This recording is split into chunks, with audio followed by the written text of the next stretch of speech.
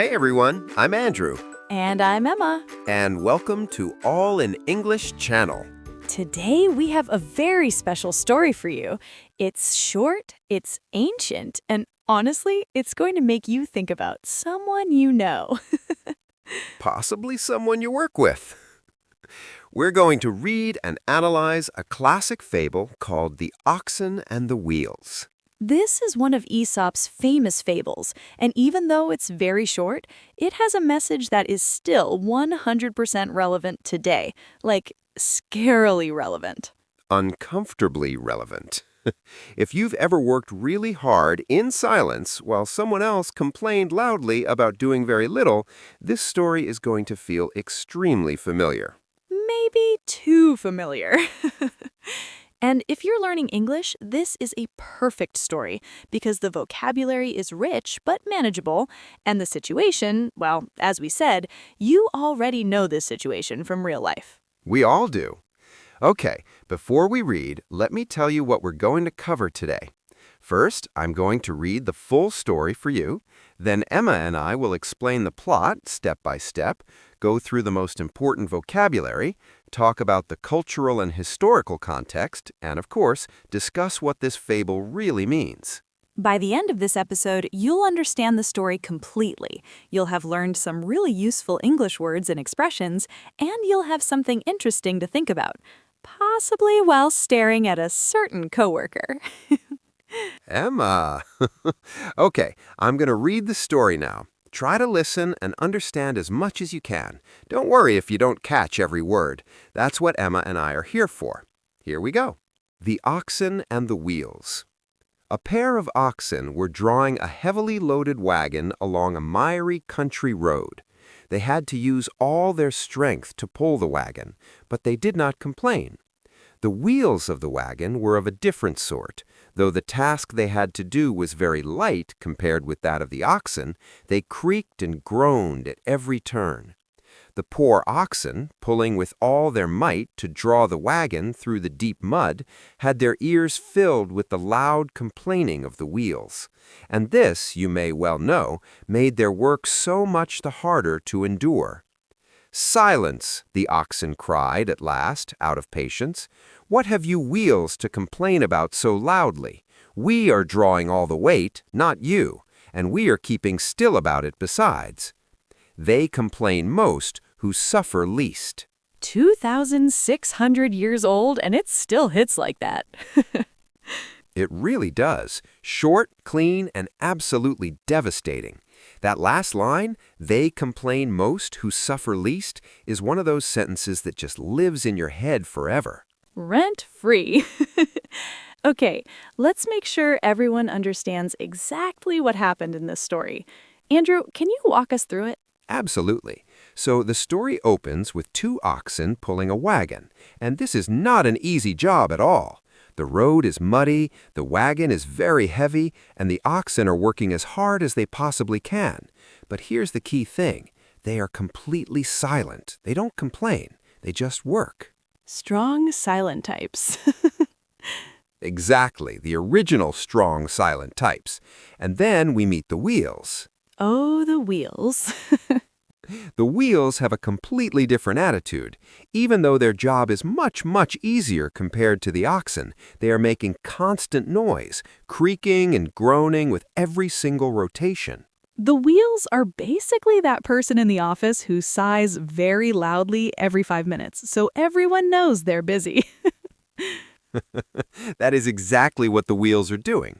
And the poor oxen have to not only do their incredibly hard physical work, but they also have to listen to this constant complaining the entire time.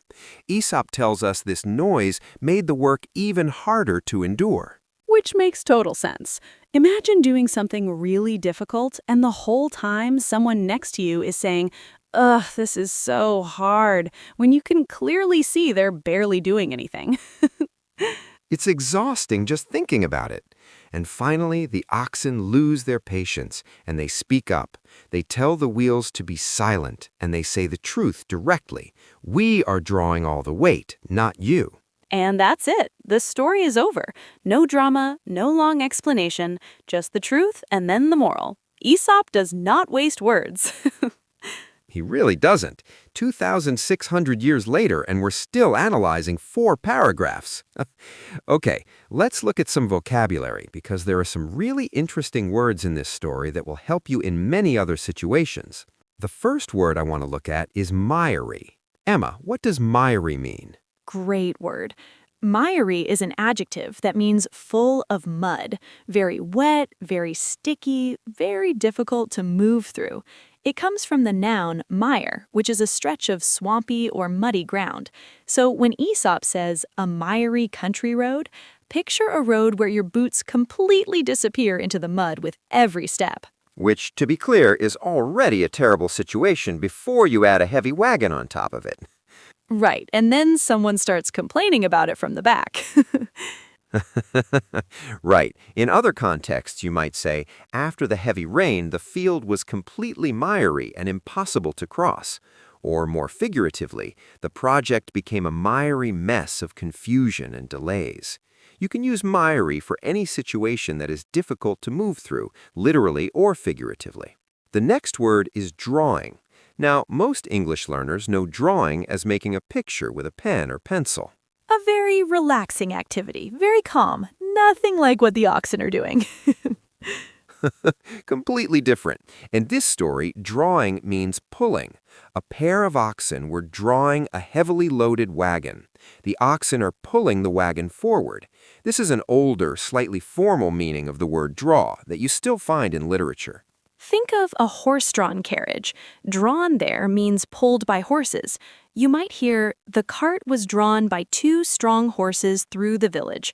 It's a classic way to describe pulling something heavy.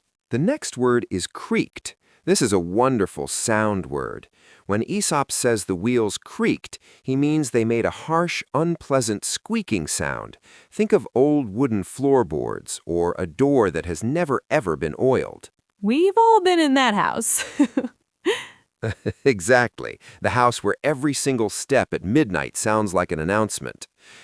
And right next to creaked in the story is groaned. To groan means to make a deep, long, low sound expressing pain, effort, or unhappiness. They creaked and groaned at every turn. People groan too, not just machines. He groaned when he saw how much homework he had, which honestly is a very relatable sentence. Very relatable. Or the old bridge groaned under the weight of the heavy truck. In the fable, the wheels groaning gives us the image of something struggling and suffering terribly, even though their burden is actually quite light. The drama. Pure drama from the wheels. Now, let's talk about the phrase, with all their might. This is a very common and useful English expression. Might here is a noun meaning great strength or power. The poor oxen pulling with all their might to draw the wagon through the deep mud. With all their might means using every bit of strength they have, absolutely everything, nothing held back. She pushed the door with all her might, but it wouldn't open. Or the firefighters worked with all their might to control the blaze. It's a powerful, slightly formal expression. You would not say, I ate that sandwich with all my might. Although some sandwiches do require significant effort. Fair point. The next word is endure. In the story, made their work so much the harder to endure. To endure something means to suffer through it, to tolerate something painful or difficult over a long period of time. It's a strong word. It doesn't just mean to deal with. It carries the sense of real, sustained suffering. She had to endure years of hardship before things improved.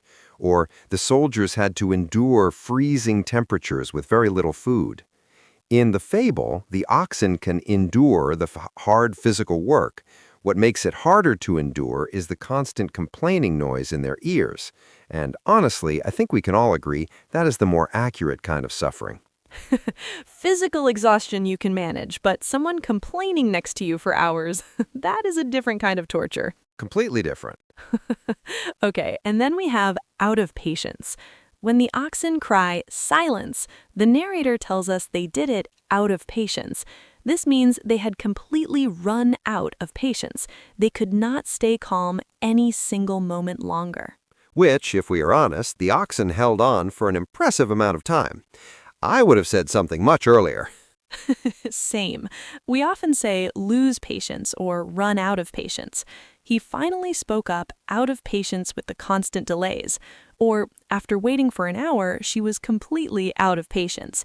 It's a very natural, expressive way to describe that moment when staying calm is simply no longer possible. And finally, let's look at the moral itself.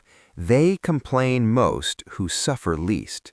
This sentence uses a really interesting structure. It's inverted from the normal word order to make it sound more powerful and memorable. Normally in English, we'd say, the people who suffer the least complain the most, which is perfectly clear, but it doesn't hit the same way, does it? Not at all.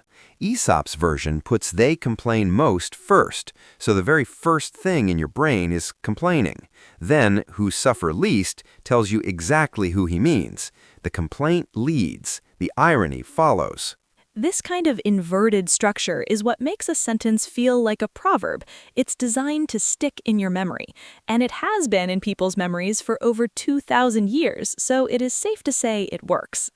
Now let's talk about the cultural and historical context, because understanding where this story comes from makes it even richer. Aesop is one of the most famous storytellers in all of human history. He is believed to have lived in ancient Greece around 620 to 560 BCE. That is approximately 2,600 years ago. Which means this story was already ancient history when Shakespeare was alive. Let that sink in for a second. Right. And what makes Aesop's story even more remarkable is who he was. According to ancient sources, Aesop was not a philosopher or a nobleman. He was a slave who eventually gained his freedom, partly through his intelligence and his storytelling. His stories were his voice. And when you know that, the moral of this particular fable takes on an extra layer of meaning. A person who has experienced real hardship, real suffering, would have a very precise understanding of the difference between genuine struggle and empty complaining. He knew the difference from personal experience, and that's probably why the fable feels so true. It's not theory, it's observation. Aesop used animals to talk about human behavior, which was a clever and safe way to comment on society. Instead of pointing at specific people and saying, "You do very little and complain the most," he told a story about oxen and wheels. The message arrives perfectly, but no one can take personal offense. Very smart strategy. 2,600 years ahead of his time in terms of avoiding difficult conversations. Honestly. Now, oxen in the ancient world were incredibly important. They plowed fields, carried goods, built roads. They were essential to daily life. So a culture that depended entirely on oxen for survival would deeply respect their strength and their endurance. And the wheels, on the other hand, are mechanical objects. They don't truly suffer. Their complaining is just the sound of friction, of poor maintenance. Aesop uses this beautifully to suggest that much of human complaining is just noise, not real suffering, just friction. That detail is brilliant. The wheels are literally not alive. Their groaning is mechanical, and yet they make more noise than the living, breathing, genuinely suffering oxen. It's almost funny when you think about it that way. Almost. Let's talk about what the story really means at a deeper level. The central theme is the relationship between effort and complaint. The fable captures something that feels deeply, almost uncomfortably true. Often the people working the hardest are the quietest, and the people doing the least are the loudest. One interpretation is that when you're truly focused on a difficult task, you simply don't have the energy or attention to complain. The oxen cannot complain because they're using every bit of their strength to pull the wagon. Another interpretation is about character.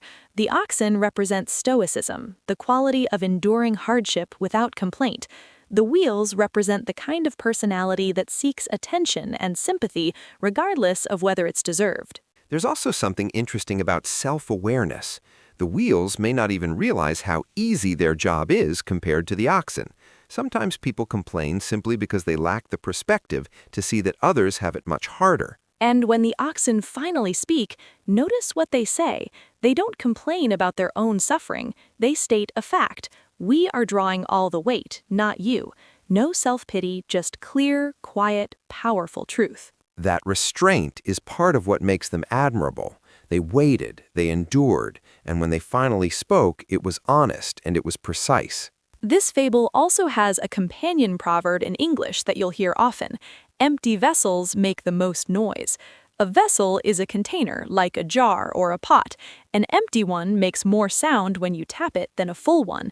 The full vessel has substance. The empty one has only noise. Which is a perfect description of the wheels. Perfect. And a useful thing to remember the next time someone is being very, very loud about very, very little. So, today we read Aesop's fable, The Oxen and the Wheels, and we explored so much together. We talked about the plot, hard-working oxen pulling a heavy wagon in total silence, while the wheels creak and groan despite doing almost nothing until the oxen finally speak the truth. We learned some really useful vocabulary. Miry, drawing, creaked, groaned, with all their might, endure, out of patience, all words you can use in many different situations, hopefully not all at the same time. I endured the miry meeting with all my might, out of patience, while my colleague groaned. Actually, that's a perfect sentence. That is a perfect sentence. Write that down, everyone. We talked about Aesop, one of history's most remarkable storytellers, and how fables use animals to tell timeless truths about human nature in a way that is safe, clever, and memorable. And we explored the deeper meaning that effort and complaint are often inversely related, and that real dignity lies in doing your work with strength and silence, not in making noise about how hard things are. Here is our reflection question for you today. Think about your own life. Have you ever been in the position of the oxen, working hard in silence while someone else complained loudly? Or, and this takes real honesty, have you ever been the wheel? We're not judging. We've all been the wheel at some point. We'd love to hear your honest answer in the comments below. If you enjoyed this episode and you want to keep improving your English through stories, please subscribe to All in English channel. We are here every week with new stories, new vocabulary, and new ideas. And if this fable reminded you of someone specific in your life, maybe share this video with them, subtly. Very subtly.